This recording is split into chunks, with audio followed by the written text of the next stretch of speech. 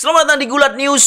Pada hari ini saya akan men-share banyak berita seputar dunia gulat profesional, khusus untuk fans gulat profesional dan juga penonton Gilang Gulat. Berita pertama yang kita sampaikan guys, ya ini udah 1 atau 2 hari yang lalu beritanya, mulai basi tapi sudah dapat kepastian guys ya. Awalnya beritanya muncul brek gitu, terus setelah sehari kemudian atau 2 hari kemudian muncul klarifikasinya ataupun penjelasan lebih lanjutnya. Beritanya adalah rencananya USA Network akan menambah 1 jam lagi untuk acara SmackDown guys.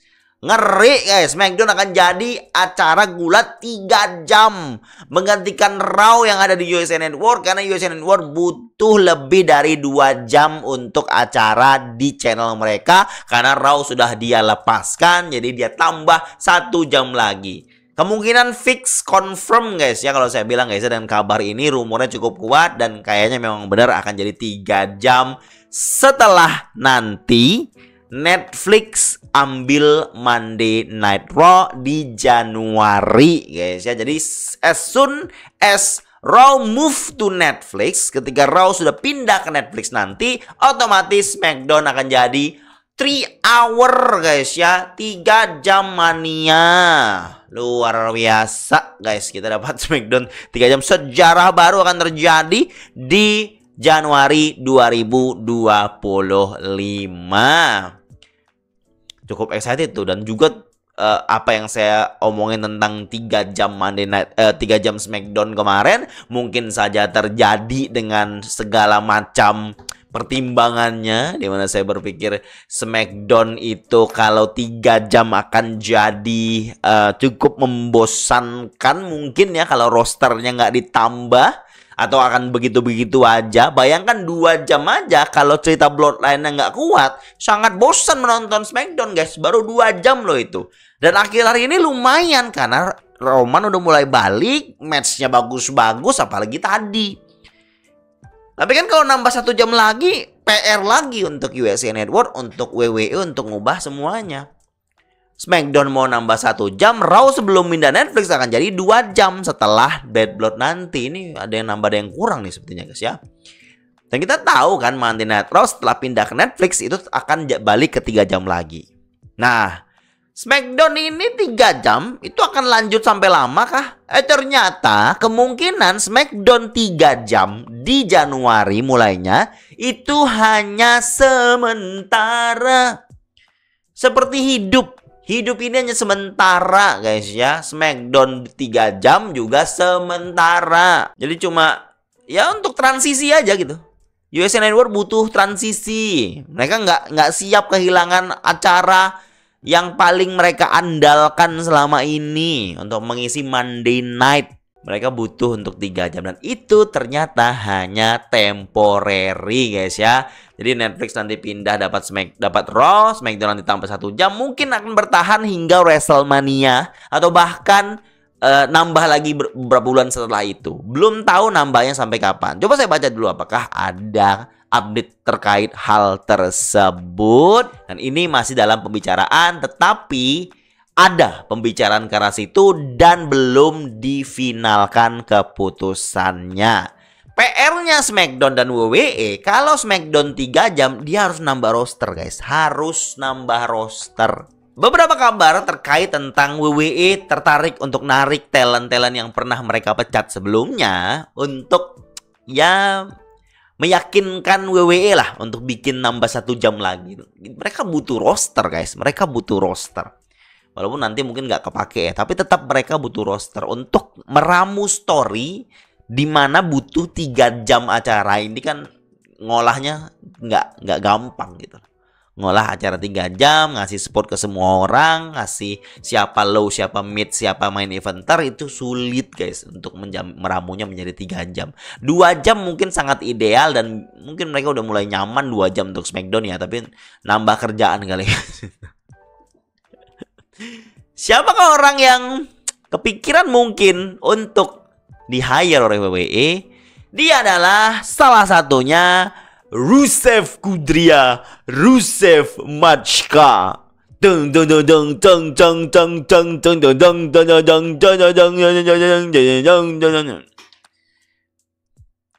Miro ini udah males dia AEW guys. Dia butuh bookingan yang Superman, dia butuh bookingan yang story besar, tapi AEW nggak ada spot untuk dia gitu loh. Alhasil dia ya lumayan frustasi juga, jarang kepake karena dia pengen banyak gitu loh, pengen spot-spot yang penting dan nggak mau dibikin kuat, nggak mau kalah begitu saja, bahkan nggak mau dimasukkan ke dalam match-match filler itu. Alhasil dia nggak kepake. Jadi Miro ini masih ada sisa tahun, sisa kontrak lah di AEW. Dan dia sudah request untuk keluar. Masih ada beberapa tahun tertinggal dalam kontraknya. Dan nilai kontraknya cukup fantastis guys. Disebut lukratif kontrak. Kontrak yang nilainya cukup besar. Dia udah minta rilis. Berarti ada PDKT dari WWE untuk narik Rusev untuk masuk lagi. Luar biasa kalau saya bilang guys. Bakal seperti apa bookingan Rusev oleh Triple H? Tambah Lana makin oke tuh. Dapat monster tuh. Dapat lawan Bronson Reed, dapat tuh. Cuma kan kalau nge-request aja belum tentu diyain juga guys. Dan kalau WWE memang butuh banget Rusev, dia bisa bayarin tuh kontraknya Rusev. Jadi ada kemungkinan WWE bisa beli kontraknya Rusev di AEW demi langsung narik Rusev as soon as possible ketika WWE sudah dapat SmackDown 3 jamnya untuk siap diluncurkan. Mungkin WWE ngumpulin dulu nih orang-orang potensial buat dibentuk ataupun dikumpulin untuk siap masukin ke SmackDown roster nantinya untuk ngisi 3 jam ketiga ini nanti ya, masih lama guys ya. Jadi ngumpulin dulu orang-orangnya, dipersiapkan, nanti baru siap langsung reveal gitu, langsung dimasukin gitu. Masih request ya Miro guys ya. Kemungkinan tidak dikabulkan Tony cukup besar. Tapi mungkin Tony bisa aja ngabulin karena Miro udah males kayaknya di dalam situ. Gitu guys ya. Terus selain Rusev, kita tahu Daniel Garcia juga kan sedang dalam intayannya WWE juga, tapi belum tentu deal juga, belum tahu deal apa enggak. Satu nama lagi guys, yaitu Ricky Stark. WWE juga udah mulai calling Ricky Stark. Ricky Stark dia anak didiknya Cody guys, dekat sama Cody lah. Sudah ada beberapa pegulat AEW juga kesini, kayak Ethan Page kan dimasukin juga. Ada kedekatan dengan Cody. Mungkin MJF kemarin nggak jadi karena MJF tanda tangan kontrak baru. Tapi untuk Ricky Stark, dia juga udah mulai frustasi nih. Dia udah mulai pengen keluar, aku pengen keluar, minta dirilis, guys. Minta dikeluarin dianya, udah desperate lah dia AEW. Sayangnya, Ricky Stark nggak diizinkan untuk keluar oleh AEW. AEW nggak mengiyakan permintaan rilis, permintaan dipecatnya Ricky Stark. Merasa kayak rugi dong saya dong, lepas dirimu yang sudah potensinya sebesar ini. Mending saya offin dulu lama, barulah nanti bisa dilepas setelah kontraknya habis. Kontraknya masih ada lumayan, mungkin masih panjang lah. Kan AEW waktu pas kontrak-kontrak pegulatnya pada habis kan diperpanjangnya cukup panjang. Makanya Ricky Stark dapat spot lumayan oke tuh kemarin tuh. Pas sama Big Cass, sama Big Bill gitu guys. Dua nama lagi yang bisa ditarik Triple H, gunanya apa? Buat ngisi roster yang dibutuhkan WWE. Lucha Brothers.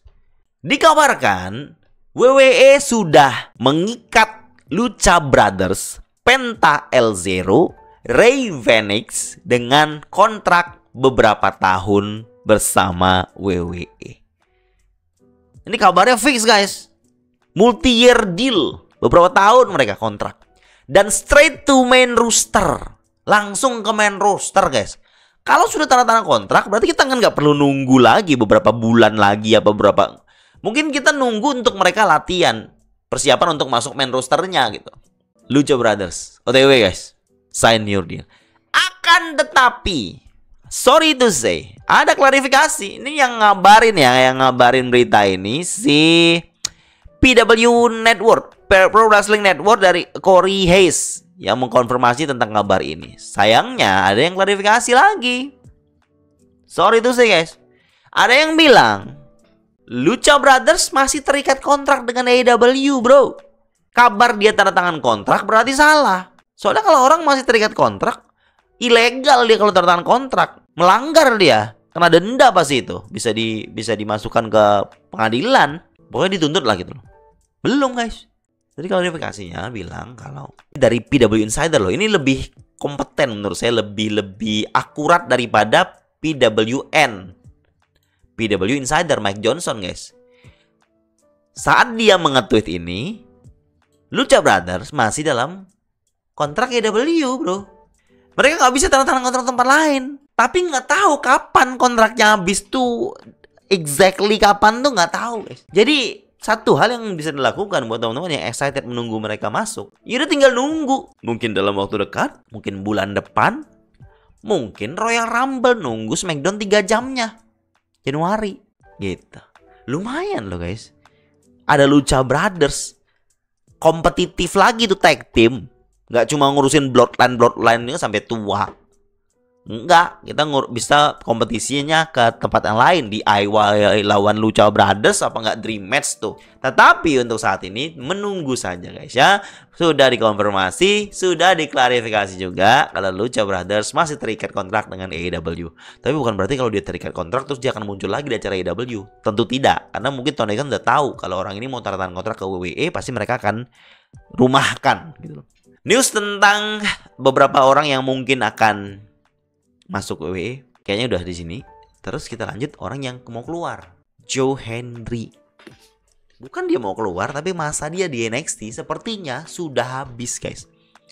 Sepertinya dia kan dari beberapa dari kerjasama TNA dan NXT yang mana rame mereka sekali masuk kemarin, Joe Hendry adalah salah satu yang di-extend masa dia di NXT karena WWE butuh Joe Hendry. Figur Joe Hendry, dia butuh viralnya Joe Hendry ini untuk mengisi spot yang penting, match lawan Ethan Page di NXT No Mercy waktu itu. Udah tuh. Terus berarti ada masa berhentinya dong, masa habisnya dong Joe Hendry di NXT. Ternyata bisa jadi iya guys. Cuman masih abu-abu. Kita masih belum tahu ini fix apa enggak Joe Hendry out dari NXT, tapi tetap di TNA guys ya. Soalnya Joe Hendry hanya memposting di Twitter. Jadi orang berspekulasi lah dari postingan dia ini. Dia memposting terima kasih sama pelatihnya di Performance Center, Terry Taylor. Thank you Terry Taylor katanya. Sebuah privilege atau keuntungan menjadi muridmu. Saya keluar dari Performance Center sebagai pegulat yang sangat berbeda dengan saya ketika masuk ke Performance Center.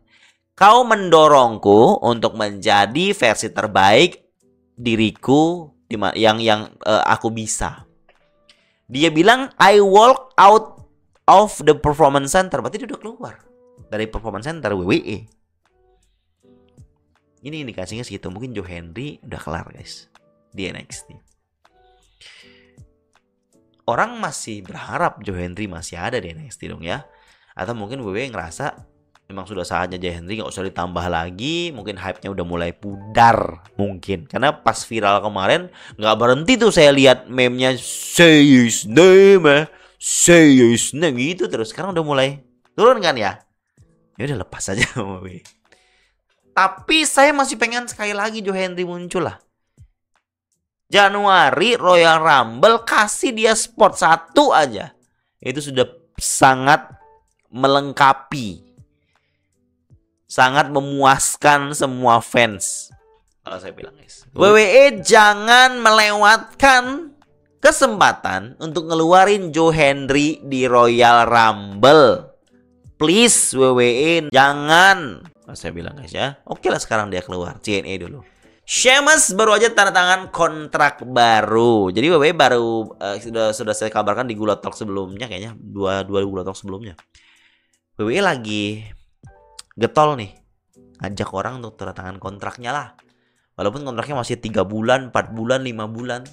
Ayo kita tanda tangan kontrak baru lah biar nggak diusik sama yang lain, biar nggak berpikir untuk pindah ke tempat lain, biar WWE menunjukkan keseriusan mereka untuk membutuhkan pegulat ini. Salah satu yang sudah berhasil tanda tangan kontrak baru yaitu Sheamus yang konsisten memberikan match-match atau memberikan pertandingan-pertandingan yang banger after banger. Dia udah tanda tangan kontrak baru aja, yang mana durasi kontraknya diungkap itu 5 tahun. Memang kebanyakan kontrak-kontrak untuk pegulat-pegulat veteran, pegulat-pegulat yang sudah malang melintang lah, lama lah di WWE itu biasanya 5 tahun. Dan Sheamus sudah tanda tangan kontrak baru dan posisinya aman. Berarti kita bisa expect Sheamus akan dapat at least sedikit push ya guys ya, di bagian title picture mungkin. Karena saat ini dia lagi bergumul dengan Pete Dunne guys ya. Apakah itu akan meranjak atau membuat dia menanjak menuju Intercontinental title match maybe. Saya nggak expect atau berharap Sheamus jadi champion lagi ya, tapi at least kontrak baru ini bisa jadi harapan kita Sheamus mungkin dapat story yang cukup penting di kemudian hari. Berita selanjutnya, ini melanjutkan cerita kita, melanjutkan kabar tentang Randy Orton. NXT, acara NXT di kandangnya Randy Orton yang pindah venue. Kemarin kita spekulasi karena kita melihat jumlah seat dari kepindahan ini, di mana di arena sebelumnya itu bisa 20 ribu atau 15 ribuan orang. Terus terpaksa dia pindah ke tempat yang 2.500 orang saja. Itu sebelum WWE mengumumkan matchnya Randy Orton lawan Javon Evans di NXT episode kedua channel cewek. Ya. Dan kita nggak tahu tuh, baru spekulasi tuh. Berarti WWE ini tiketnya nggak banyak kejual, makanya pindah ke tempat yang lebih kecil. Dikonfirmasi guys, dikonfirmasi dengan orang belakang layar kalau memang ternyata WWE memindahkan acara NXT cewek episode 2 di tempat yang lebih kecil karena tiketnya emang gak laku. Gak percayaan banget sih, kemarin ada yang bilang ya kali NXT gak laku. Gak laku guys, padahal kandangnya Orton. Tiketnya kan seat arena pertama itu 14 ribuan, 15 ribu, muat 15 ribu orang. Ekspektasi WWE 15 ribu dong. Ya, ada 10 ribu yang nonton. Ternyata yang laku 2.300. Nggak banyak guys. NXT acaranya doang, NXT doang. Orang datang mungkin kandangnya Randy Orton ya. Jadi 2.000 orang tuh mungkin mau lihat Randy Orton juga. Tapi kan biasanya kalau yang datang Raw atau SmackDown, mereka kan pengen lihat banyak pegulat yang mereka suka. Di Raw pengen lihat Drew atau CM Punk atau Rollins atau Judgment Day atau Dominic atau Maxine. Di SmackDown pengen lihat Cody, pengen lihat Bloodline Solo, Roman dan NXT mereka yang mungkin nggak sering nonton mau lihat siapa mungkin guys ya, karena NXT kan masih ukurannya masih kalah gede lah, jauh dari SmackDown dan Raw.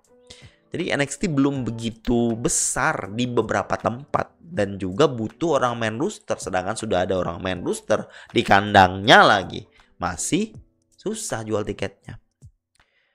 Dan alhasil terpaksa WWE memindahkan ke lokasi yang lebih kecil dengan kapasitas 2.500 karena tiketnya 2.300-an yang udah kejual.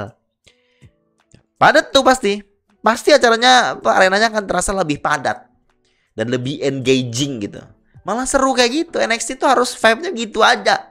Nggak usah macem-macem pengen bikin lebih gede lagi, nggak usah. Bikin aja yang full mantep mepet kayak ECW itulah guys. ECW yang one night stand yang zaman-zaman dulu itu, yang wah itu lebih seru pasti, lebih engaging. Memang dari segi tiketing tidak menguntungkan guys, karena nggak gede penontonnya, yang beli tiket nggak banyak. Tapi kan dari segi tatanan atau konsep atau visualnya untuk yang nonton, penonton yang juga nonton akan lebih dekat, itu memberikan experience yang berbeda. Jadi orang nonton NXT bukan nonton brand seperti SmackDown dan Raw, mereka dapat sesuatu yang berbeda gitu. Ada keunggulan tersendiri guys ya, makanya di Performance Center, di Full Sail gitu. Untuk pay per view oke lah kalau mau pakai arena yang lebih besar dan mungkin laku, dan harus tempat-tempat yang pro wrestlingnya itu fansnya tuh cukup garis keras gitu. Gitu guys ya. NXT mau lihat Goto Ngaloa. Berarti memang dugaan kita benar, tiketnya nggak sesuai ekspektasi. Bukan nggak laku, itu 2.500 tuh lumayan loh guys. Cuma nggak sesuai ekspektasi mereka, terlalu ekspektasi besar untuk episode cewek. Beda dengan Chicago lain ya, lain daerah, lain animo masyarakatnya lain. Sekarang kita ke main event news kita, yaitu Kevin Owens. Kevin Owens mau habis kontraknya nih guys. Dan kabarnya Kevin Owens belum tanda tangan. Gimana coba? Terus kapan sih waktu habisnya Kevin Owens nih? WWE kan biasanya kalau minta tanda tangan kontrak baru, itu pegulat yang udah mau habis bukan berarti habisnya besok diminta tanda tangan sekarang. Enggak. Pasti habisnya sekitar beberapa bulan lagi baru dia deketin. Biar nih orang nggak bimbang nih ditawarin sesuatu. Nah, Kevin Owens adalah orang yang belum tanda tangan kontrak. Ditawarin nama agennya udah. WWE sudah ke agennya Kevin Owens. Jadi salah satu caranya untuk tanda tangan itu setahu saya guys ya, kalau lihat apa yang terjadi sebelumnya ini, WWE itu nge-approach ke agennya si Kevin Owens, mungkin manajernya, mungkin agensinya, untuk tanda tangan kontrak baru. Dan Kevin Owens belum tanda tangan. Kapan emang Kevin Owens kontraknya habis? Akhir tahun guys, dikit lagi loh. Oktober, November, Desember, 3 bulan 4 bulan lagi habis kontraknya. WWE ya udah mulai ketar-ketir tuh lah. Ini kenapa sih Kevin Owens belum tanda tangan kontrak juga? Kenapa? Kenapa? Why? Selagi Kevin Owens belum tanda tangan kontrak, AEW udah siap-siap mau nawarin kontrak guys. AEW udah siap-siap mau ngasih penawaran. Mumpung Kevin Owens mungkin lagi ragu nih, mau siap-siap. Siapa tahu tawaran yang sana lebih gede, lebih oke. Dan ini bisa juga membuat WWE lebih pursue lagi, lebih pendekatan lagi untuk ngasih kontrak dengan nilai yang lebih tinggi, dengan persyaratan dan isi kontrak klausa yang lebih bagus untuk Kevin Owens. Dengan story yang sama kayak yang dilakukan Drew McIntyre guys. Kemarin dia tunggu dulu, WWE, kamu masih pengen butuh aku kan? Kasih yang lebih gede dong. Kevin Owens masih belum tanda tangan kontrak. Masih bingung dia. Nggak tahu nih guys, endingnya tanda tangan kontrak apa enggak. Tapi kemungkinan besar saya bilang ya, kayaknya tanda tangan kontrak lagi nih. Cuma, kalaupun WWE ini kan dia lagi bau-bau mau turn heel kan ya guys ya. Ini kan polanya sama kayak Drew McIntyre kan ya. Menjelang dia out, dia menjelang tanda tangan kontrak, turn heel dulu. Mau ada turn heel-nya. Apakah formula ini akan dilakukan kedua kalinya dan berhasil? Mungkin harus The Rock yang datang yang ngasih hadiah. Paling kan dapat hadiah pedang Drew McIntyre. Kevin Owens mungkin merasa dirinya penting. Talentnya luar biasa guys nih orang. Dia bisa datangin crowd, dia bisa ngejual story, promonya oke, matchnya juga nggak main-main. Itulah mengapa Tony kan rela menggelontorkan uang banyak demi datangin Kevin Owens kalau Kevin Owens gak tanda tangan kontrak ke WWE. Rela dia katanya. Dikabarkan Tony kan akan senantiasa menguras apa yang dimiliki AEW, dananya guys ya, untuk tanda tangan kontrak demi untuk dapatin Kevin Owens. Sepenting itu Kevin Owens guys. Ini saya yakin WWE udah mulai agak mungkin berpikir nih, waduh nggak bisa kalau kita kasih kontraknya yang nilainya segini nih, tambahin deh. Tony kan siap ngasih yang lebih gede guys. Demi menarik sekali guys posisi Kevin Owens. Dulu awal-awal AEW dapat ini baru-baru rame lah sebelum pandemi. Kevin Owens juga sempat belum tanda tangan kontrak itu, sempat ditawarin juga tapi akhirnya tanda tangan kontrak untuk keluarganya katanya waktu itu. Yang bener Tony kan rela menguras uang bapaknya. Bukan dana kontrak AEW. Dari beritanya itu. Nggak tahu ya duit Said kan apa duit siapa guys ya.